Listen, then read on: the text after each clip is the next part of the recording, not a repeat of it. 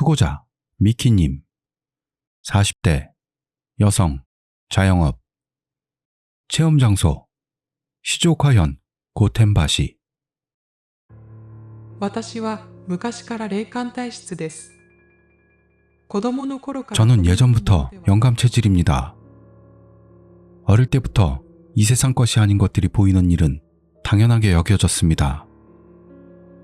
유명한 무속인이었던 할머니에게서 네가 내 후사구나.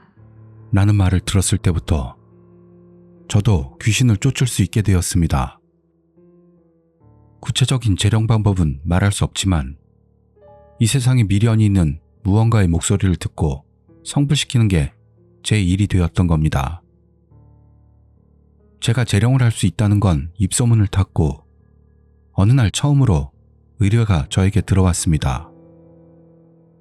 시즈오카현 고텐바시에 사는 의뢰인 에이코 씨는 어떤 이유로 남편분과 별거를 하고 있고 아이들을 데리고 일시적으로 친정에 몸을 맡기고 있었습니다.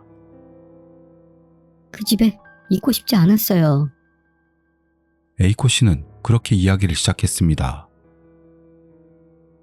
그녀는 30대 후반이었는데 마른 몸에 머리카락에 흰머리도 많이 섞여서 나이보다 늙어 보였습니다. 그녀가 있고 싶지 않았다라고 하는 그 집은 셋째를 임신한 걸 계기로 구입했다고 합니다. 단독주택으로 산 그 집은 넓은 마당이 딸린 2층 집으로 남편과 3명의 자녀가 함께 살기에는 충분한 넓이였고 양지 바른 집이었다고 합니다. 건축관계 일을 하는 남편분도 그 집의 구조 등도 포함해 마음에 들어했다는 거죠. 그러나 그 집에 이사하자마자 남편이 쓰러져 버렸다고 합니다. 병원에서는 나쁜 곳이 하나도 없다고 했는데 날이 갈수록 식욕이 떨어지고 눈에 띄게 수척해지더니 결국 일도 자주 쉬게 되었습니다. 큰아이는 초등학교 입학을 앞둔 활기찬 남자아이, 둘째는 3살, 그리고 막 태어난 갓난아기를 품에 안고 매일 육아와 가사에 쫓기던 에이코 씨는 마침내 무기력한 남편에게 일 안 나가면 생활이 안 되잖아. 하고 호소하게 되었다고 합니다. 여기까지의 이야기를 듣는 한으로는 남편이 마음의 병을 얻었고 육아와 가사에 바쁘던 그녀가 어떤 의미로 노이로즈에 빠진 것이라고 생각될 수도 있겠으나 저는 그 이면에 무언가가 있다 라고 느꼈습니다. 에이코 씨의 이야기를 모두 듣고 훗날 그녀와 그 시즈오카현 고텐바시의 그 집에서 만나기로 했습니다. 당일 저는 도쿄에서 차로 향했습니다. 도착해서 눈에 들어온 집은 해가 잘 든다고 들었습니다만 시커먼 어둠에 휩싸여 있는 것처럼 보였습니다. 마치 그 집만이 검은 안개가 덮인 듯한.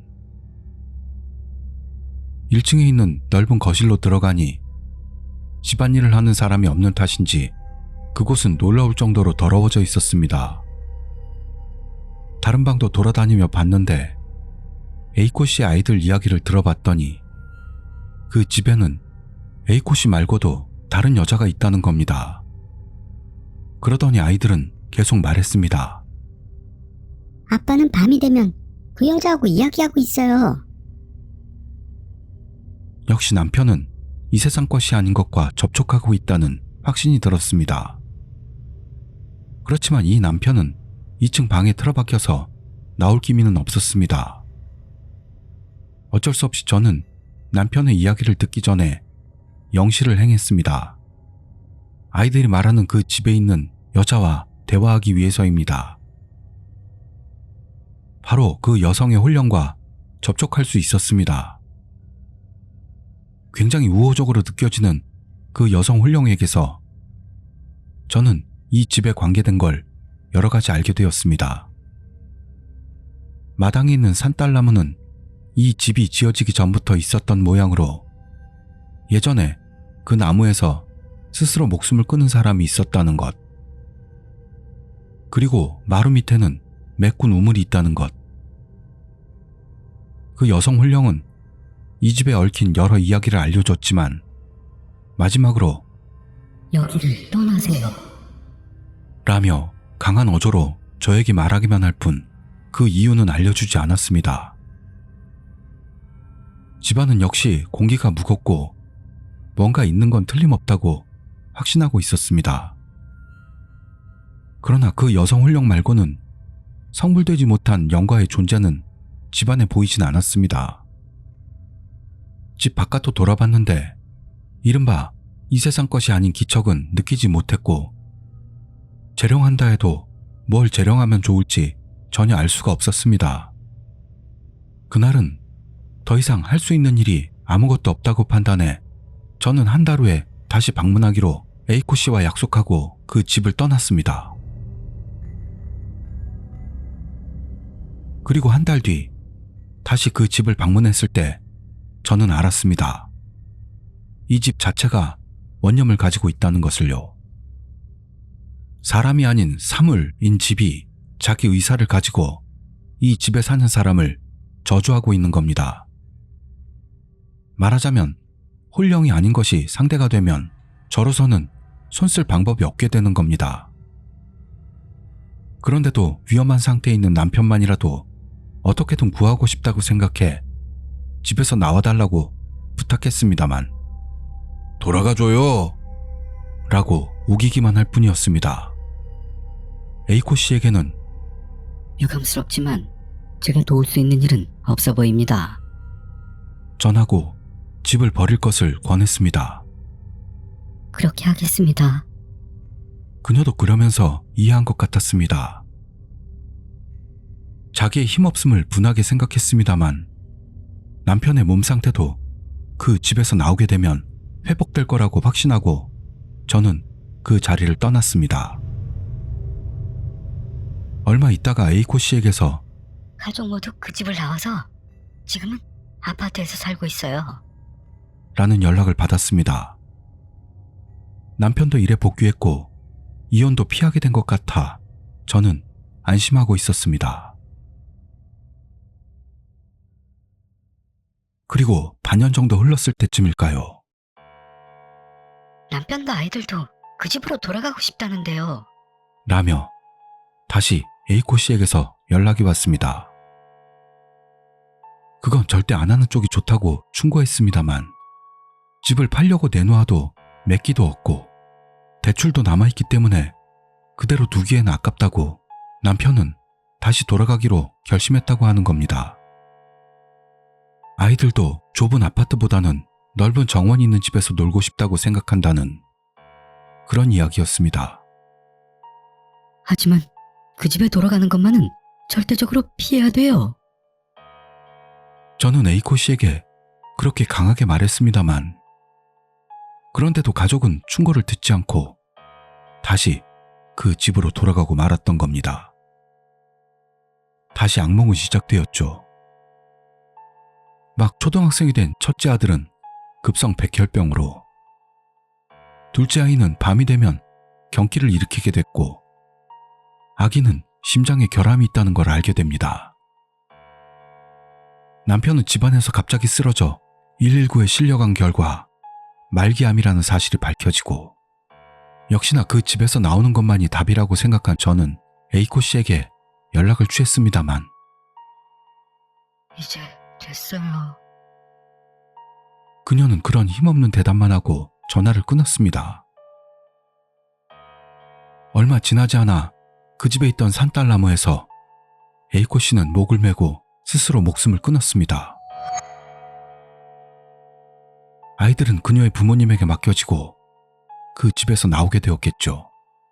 그리고 치료 결과 모두 건강해졌다고 합니다. 그리고 남편이 죽고 난 뒤 에이코 씨의 부모님에게서 연락이 있었습니다. 부모님은 그 집을 부수고 나대지로 만들기로 결심했다고 했습니다. 묘하게 가슴이 두근거렸던 저는 다시 그 집을 방문해 그 여성 훈련과 다시 한번 접촉을 시도해 보았습니다. 부셔도 아무것도 변하지 않아. 그녀는 그렇게 말할 뿐이었습니다. 집 철거가 시작되고 업체가 들어왔습니다. 그러나 공사 도중 그 철거업자는 도산하고 말았습니다. 사장이 갑자기 불의의 사고로 죽었다고 합니다. 지금도 집은 절반 정도만 부서진 채로 산딸나무가 조용히 바람을 받아 흔들리고 있습니다. 저는 앞으로도 그 사람들의 목숨을 구하지 못한 걸 계속 후회하게 되겠죠. 투고자 한무라비님, 23세, 남성, 회사원. 체험 장소 시즈오카현 하마마츠시 나카구. これは私が大学生時代に体験した話です。すべて現実に起こったことです。 이것은 제가 대학 시절에 경험했던 이야기입니다. 모두 현실에서 일어났던 일이고요. 당시 저는 시즈오카시에 있는 본가에서 하마마츠시에 있는 대학교로 통학하고 있었습니다. 그렇지만 2학년이 되었을 무렵부터 강의도 늘고 그렇게 다니다 보니 몸도 힘들어졌기 때문에 하마마츠의 집을 빌려 혼자 살기로 결정했습니다. 바로 부동산을 방문해 빠르게 집을 정했습니다만 그게 지금 생각해보면 꽤 이상한 물건입니다. 역에서 도보로 5분, 원룸에 가구, 가전제품이 딸려있고 거기에 수도요금 포함해서 월세가 28,000엔. 그냥 생각해도 터무니없이 싼 가격이죠. 참고로 이 글을 쓸 즈음에 다시 그 집세를 확인했더니 월 20,000엔으로 되어 있었던 겁니다. 어떻게 확인했는지는 나중에 아시게 됩니다. 다만 이상한 점은 그것뿐만이 아니었습니다. 앞에서 설명했던 대로 집에는 완비된 가구와 가전제품, 침대와 소파, 옷걸이용 선반까지 갖춰져 있었습니다만 이상한 건 그 배치였습니다. 선반이 소파 바로 뒤에 딱 붙어 막혀있는 구조였습니다. 총 3단짜리 선반의 상단에는 이사하고 남은 박스, 중간에는 옷가지 등을 접어서 넣어두었는데요. 하단은 사용할 수가 없었습니다. 말 그대로 소파 뒤에 딱 막혀서 하단만은 열 수가 없었습니다. 이상하지 않습니까? 보통 선반을 설치하는 경우 가능한 한 전체적으로 쓸 수 있도록 설치할 텐데 공간적으로 그게 어렵다면 좀 더 작은 선반을 쓰는 게 이치에 맞지 않을까요? 그런 것도 있어서 뭔가 이상한 집이구나 생각했죠. 그렇지만 당시에는 거기까지 신경 쓰지는 않고 그냥 살기로 했습니다. 이상한 경험을 했던 건 그때부터였던 거죠. 저는 혼자 살기 시작하고부터도 주말에는 항상 시즈오카의 본가로 돌아갔습니다. 본가에서는 엄마와 함께 TV로 10년개통 쪽에 유튜브 동영상을 볼 때가 자주 있었습니다. 이런 거를 투구하는 저도 엄마도 10년개통을 원래부터 좋아했기 때문이죠. 그러던 어느 주말 일입니다. 그날 본가에 돌아간 저는 바로 엄마와 같이 심령사진 특집에 유튜브를 보고 있었습니다. 그때 문득 궁금해진 저는 엄마에게 물었습니다. 우리 집에 심령사진 같은 거 있어? 있어. 즉답이었습니다. 생각보다 너무 빠른 대답을 듣고 당황했습니다만 그러는 동안 엄마는 근데 보고 싶진 않아. 라고 덧붙였습니다. 왜냐고 이유를 묻는 것도 섬뜩해서 그 이야기는 그냥 그대로 끝나버리고 말았습니다. 그날 밤 가족끼리 저녁을 먹은 뒤 아빠가 앨범 한 권을 들고 왔습니다. 아무래도 저와 엄마의 대화를 엿들었던 듯 우리 집안의 심령사진을 아들이 보고 싶어 한다고 생각했던 것 같습니다. 그 사진이 담긴 앨범을 가지고 즐거운 듯 아빠가 온 거죠. 아빠 말로는 그 사진은 아무래도 아빠와 엄마가 결혼 전에 나가노로 데이트 갔을 때 들렀던 어느 잡화점 앞에서 찍은 것 같은데 있을 리 없는 사람의 얼굴이 찍혀 있었다는 것입니다. 그런 이야기를 듣고도 솔직히 저는 반신반의하면서 그 사진을 봤는데요. 그러자 분명하게 찍혀 있었습니다. 창백한 얼굴. 일본 사람이라기보다는 외국인의 얼굴같이 보였습니다. 사진을 보고 크게 흥분한 저는 부모님이 없는 틈을 타 몰래 그 사진을 핸드폰으로 찍었습니다. 대학교 친구에게 보여주려고 생각했던 거죠. 주말이 지나고 신령 사진을 담은 핸드폰과 같이 저는 하마마치에 제 집으로 돌아왔습니다. 그때부터였습니다. 기분 나쁜 똑같은 꿈을 매일 밤 꾸게 된 게요. 꿈속에 저는 침대에서 자고 있었는데요. 진짜 저의 시선이 그 모습을 보고 있습니다.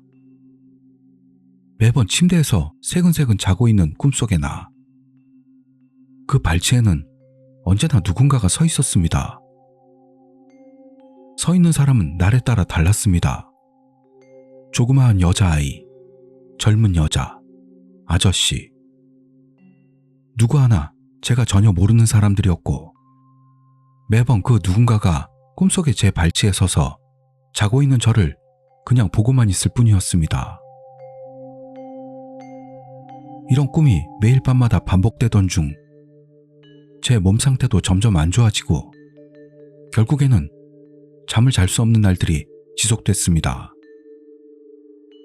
혼자 살기 시작하고부터는 저는 매일 밤을 엄마와 통화하고 있었습니다. 오늘 하루 무슨 일이 있었는지, 저녁은 먹었는지 등 매일 잡담 위주로 통화를 하고 있던 거죠.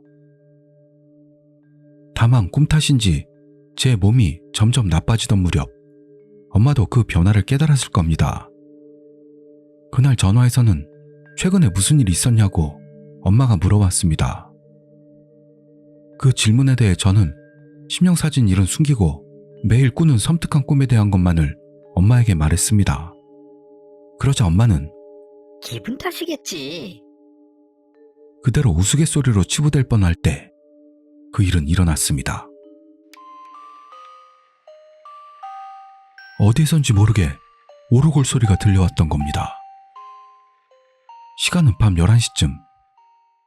엄마 쪽도 제 쪽도 TV 같은 건 아예 켜지도 않았고 두 명의 목소리 말고는 아무 소리도 없을 텐데요. 그런데도 엄마에게도 저에게도 갑자기 오르골 소리가 들려왔던 거죠. 에? 어? 둘 다 놀라서 한동안 숨을 멈추고 있었는데 엄마! 아무 소리가 없습니다. 여보세요? 역시 아무 소리도 들리지 않습니다. 여보세요? 여보세요? 엄마! 엄마 목소리가 전혀 들리지 않았습니다. 당황해서 한번 전화를 끊고 다시 걸어봤더니 여보세요? 엄마의 목소리가 들려왔습니다. 너무 안심이 되었죠. 무슨 일이야? 갑자기 목소리가 안 들리게 됐어. 응이라니. 무슨 일 있던 거야? 겁줄 생각은 아니지만 지금부터 엄마가 할 얘기는 거짓말 아니야. 에? 무슨... 아까 전화 오르골 소리 들리고 나서 갑자기 네 목소리가 들리지 않게 됐어. 계속해서 여보세요? 여보세요? 했었거든? 그런데도 아예 대답도 없었으니까. 그래서 핸드폰을 귀에서 떼고 그 화면을 봤어. 그랬더니 시커멓게 있어야 할 화면에 어렴풋하게 의자에 앉은 여자가 비치는 거야. 그 사람이 핸드폰을 귀에 대고 누군가하고 속닥이는 소리가 났어. 그 얼굴이 탈바가지처럼 아무 표정이 없다고 할까? 뭐야 그게? 소름이 끼쳤습니다. 엄마의 이런 심령현상 목격담을 듣고 가슴속부터 무서워지기 시작한 저는 그날부터 당분간 친구네 집에서 얹혀 지내기로 했습니다. 그리고 며칠이 지나 조심조심 우리 집으로 돌아왔는데요. 딱히 이상은 없었습니다. 오히려 그날을 기점으로 그 이상한 꿈을 꾸는 일도 없어졌죠. 뭐가 원인이었는지 전혀 알 수가 없었는데 그로부터 시간이 흘러서 지금까지의 경험에 대한 기억도 점점 희미해지고 완전히 안심하게 된 저는 그날 친한 친구들을 집으로 불러 한잔하기로 했던 겁니다. 오랜만에 자기 집에서 스스럼 없이 친구들과 술을 둘러싸고 떠들썩하며 보낸 시간이 너무 즐거워서 정신을 차리고 보니 시간은 이미 새벽 3시가 되어 있었습니다. 슬슬 잘까 하면서 모두가 한숨을 돌린 순간이었습니다. 어린 여자의 웃음소리가 방 안에 울려 퍼졌습니다. 정말로 밖에서 들려온 웃음소리가 아니라 확실히 집 안에 있는 여자애가 내는 웃음소리. 그날 모였던 친구들은 저까지 포함해 남자들 뿐. 그런데도 갑자기 집 안에 세된 여자의 웃음소리가 울려 퍼졌던 겁니다. 당연히도 모두 쫄았죠. 지금 난 웃음소리는 뭐였냐며 한동안 우리도 혼란스러웠습니다만 그 원인을 알 수 없는 게 당연했고 결국 유야무야 되고 그날은 그대로 잠들었습니다. 그런 기묘한 경험을 여러 차례 계속하면서도 결국 저는 대학교를 졸업할 때까지의 3년을 그 집에서 계속해서 살았습니다. 이건 후일담입니다만 대학 졸업 후 저는 어느 부동산 회사에 취직했습니다. 무슨 인연인지 그 회사라는 게요, 저에게 그 집을 소개해줬던 부동산 회사였습니다. 거기에 취직한 저는 역시 제가 살던 그 집이 궁금해졌겠죠.